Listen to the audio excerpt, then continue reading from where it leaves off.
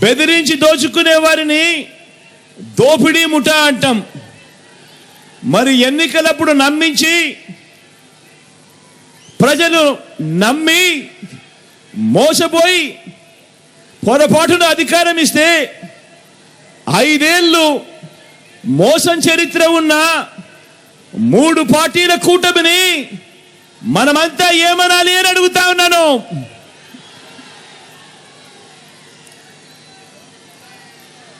ఏమనాలి అని అడుగుతా ఉన్నాను. దొంగతనం చేస్తే దొంగ అంటాం, బెదిరిస్తే, హత్యలు చేస్తే, దోపిడీ చేస్తే బందిపోట్లు అంటాం.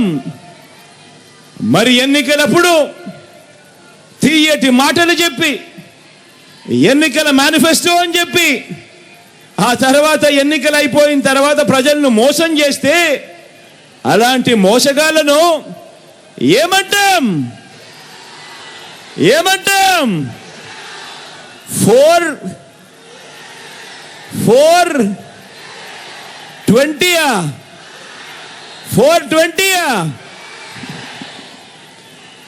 బాగా చెప్పారు. అలాంటి వాళ్ళను 420 అనే అంటారు.